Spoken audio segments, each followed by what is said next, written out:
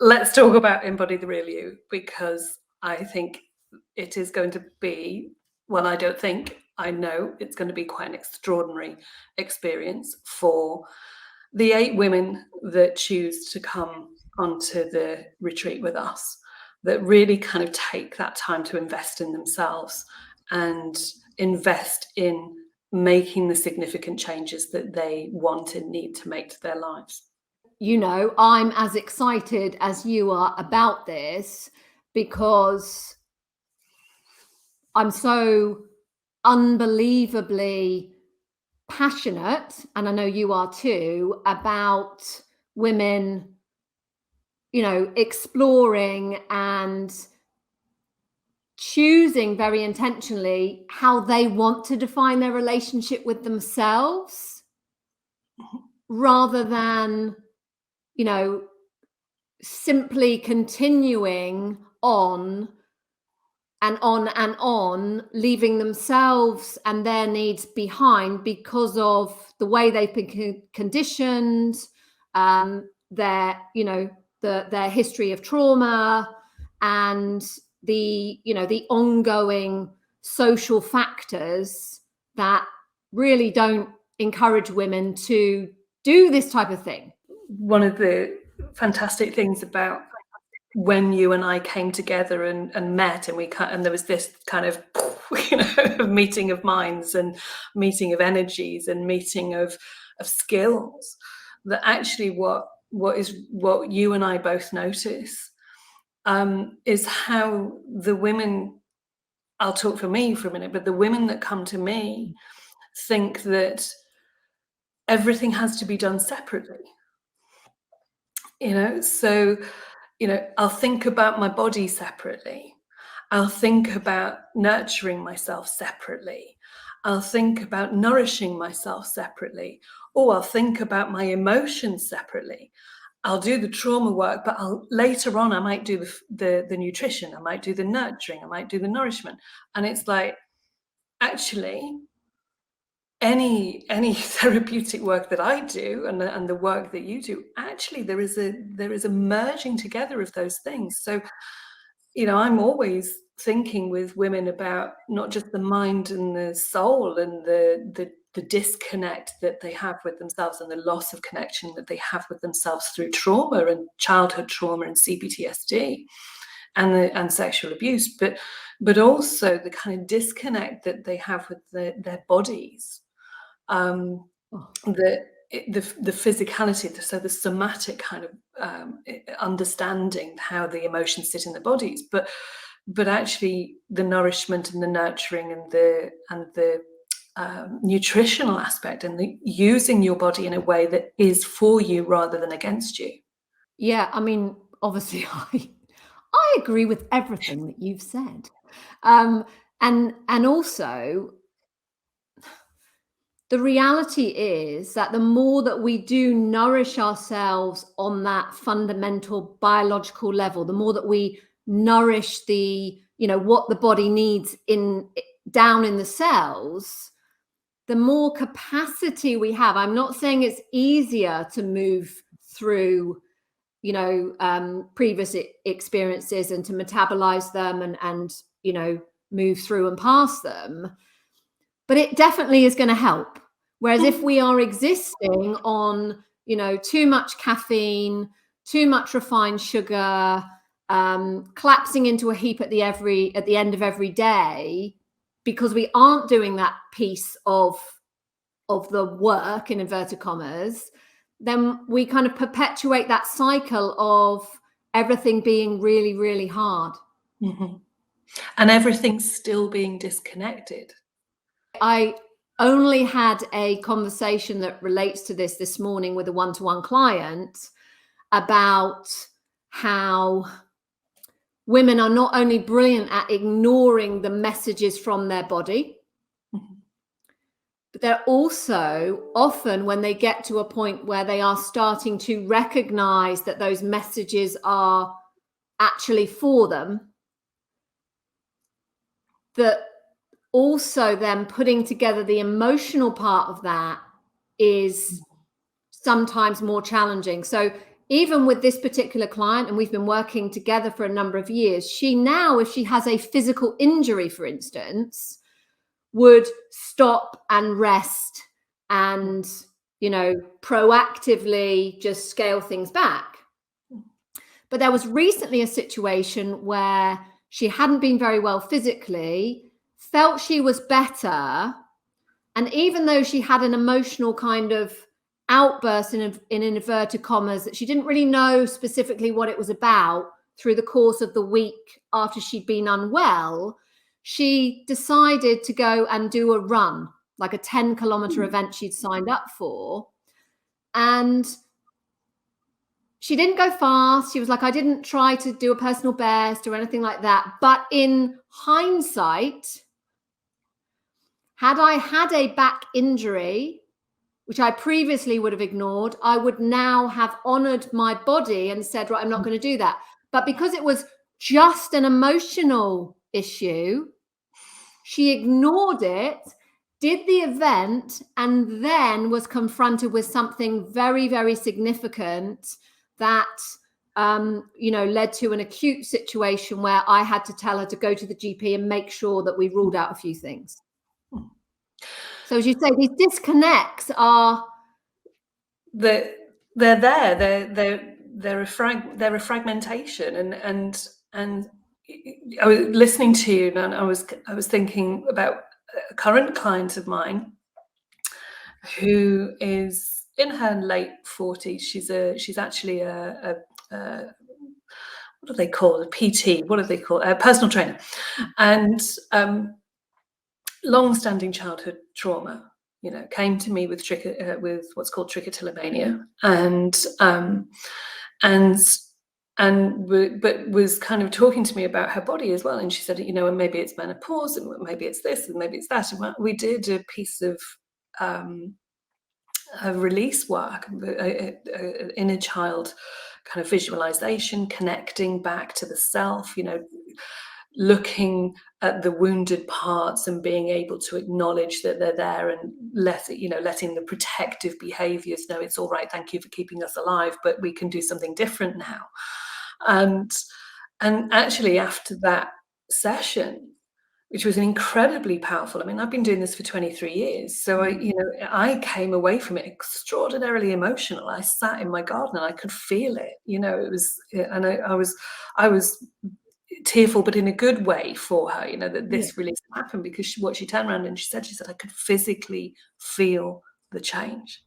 I felt the change, you know, my stomach stopped being so tight, my throat wasn't so constricted, you know, because we feel our trauma in the cells of our body. We feel our trauma, the trauma response in the cells of our body, in the muscles, in our digestive system, in our stomach, in our liver. You know, it's all there. And so, you know, whenever people say to me, you know, are we just going to work on the emotional stuff, Helen? And I'm like, oh, the pet peeve of Helen's. But Yeah, are we just going to work on the emotional stuff, Helen? And I'm like, well, no, because actually what we're needing to do is look at everything that's happening in your body. And I, you know, I think what I love about Embody the Real You, what we've designed, is actually bringing that together, so that there's an opportunity not to see it as fragmented, not to think, oh, I'll do this bit of work on myself, and then maybe when I feel, you know, that better with that, I'll go on to that. And actually saying, no, we're bringing it together. We're giving you the opportunity, the space to reconnect with yourself. Like you say, redefine the relationship with yourself. Bring peace to the wounded parts of yourself, because it's actually not as hard as people think. But bring bring peace to the wounded parts of yourself. Understand the protective parts that have been the lack of self-worth, lack of self-belief, fear, anxiety, stress. They're all there. They're protective factors. and letting them know, thank you very much for keeping me, keeping me alive. But actually what I want to do now is live. And it's a very different thing. So Embody the Real You for me is all about that, is bringing you and I together, and we are quite a force, I think, in terms of what we bring, but bringing women back to themselves and noticing and acknowledging and bringing forward that force that's within them too. Yeah, I think, well, I mean, I know in the 20 years as well that I've been working with women, that so many of them, for so many different reasons, they're just getting by. And I know we both want more women to stop accepting that as their default experience of life, and to understand, to appreciate that it doesn't have to be like that, that they don't have to walk through life feeling so encumbered by, let's face it, what is, more often than not, somebody else's stuff that has been heaped onto them as a child, young person, and so on, that they're carrying with them and thinking that this is all I can expect of life, and that it doesn't have to be so fucking hard. So for anyone who is listening to us, I want them to know, and I know, speaking for you, Helen, feel free to shoot me down, speaking for us both, I know that we both absolutely unequivocally know, with our combined like nearly 45 years of experience, that it doesn't have to be like that.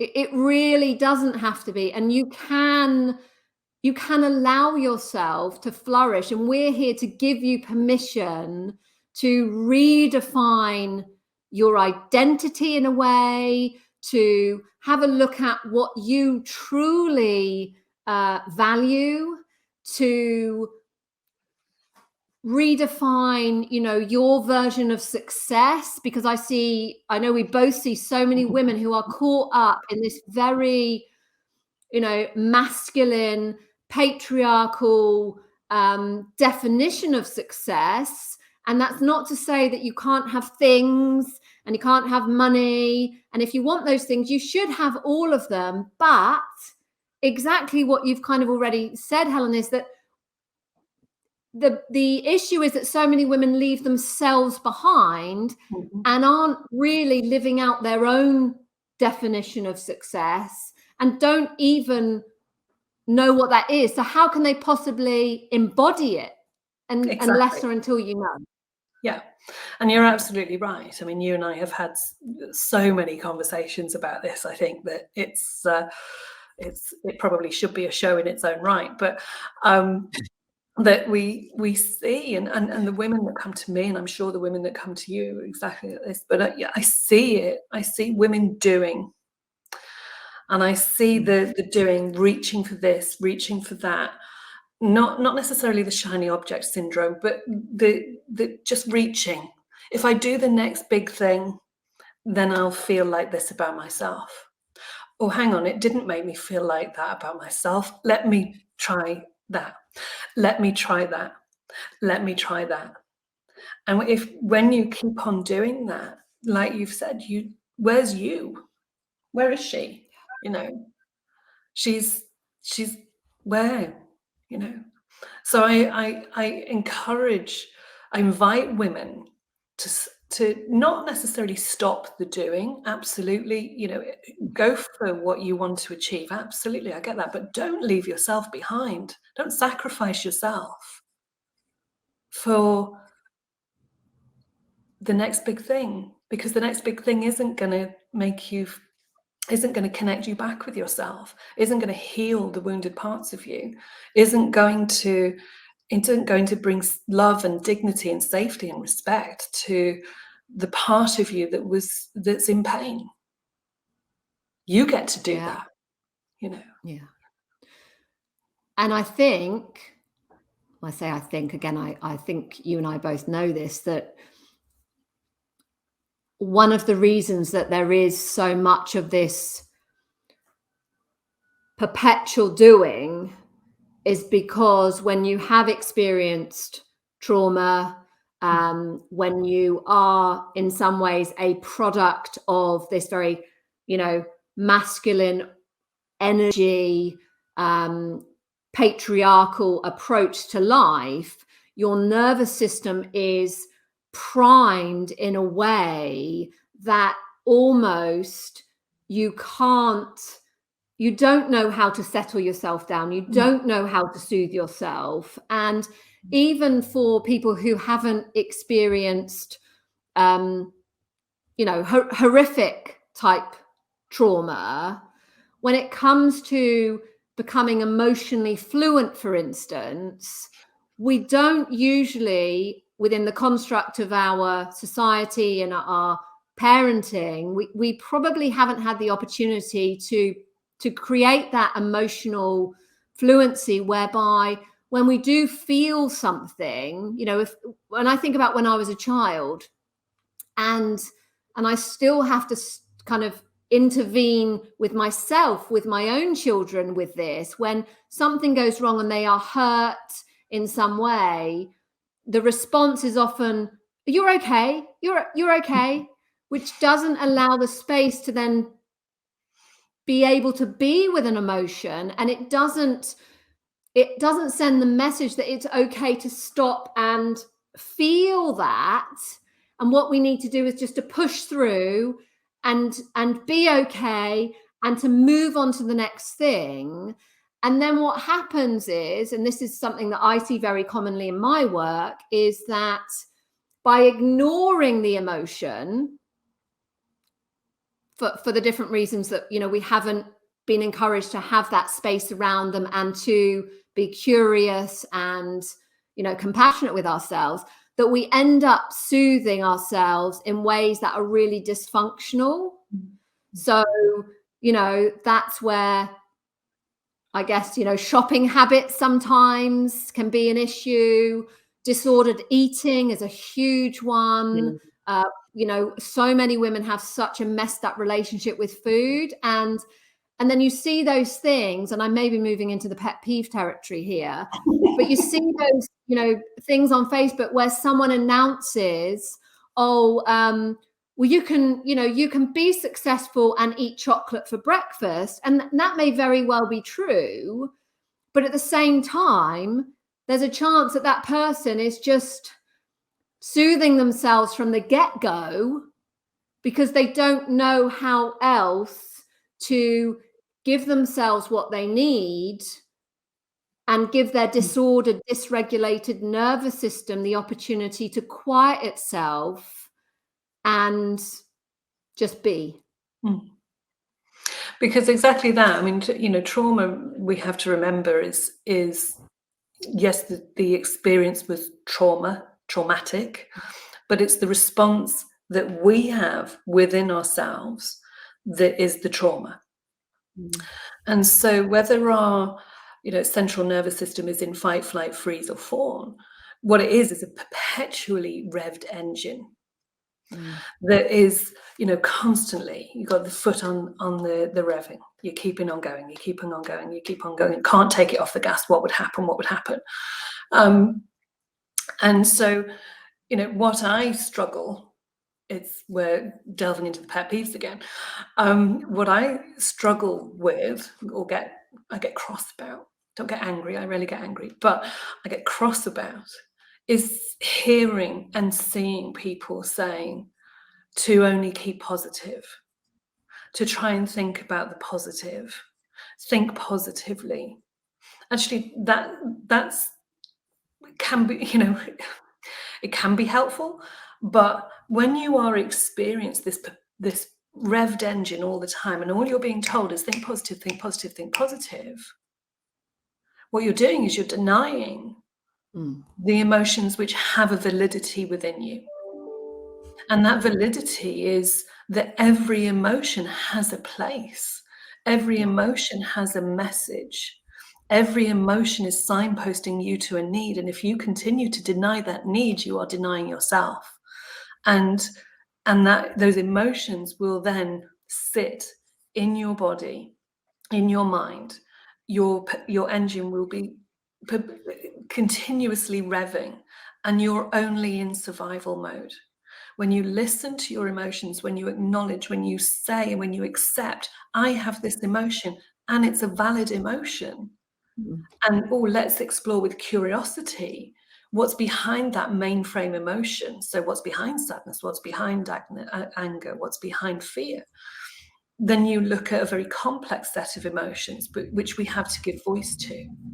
When you give it a voice, when you allow yourself not to drown it in positivity, then you allow yourself to understand what your needs are and give yourself the gift of responding to that need and giving yourself what you need. And that is emotional agility.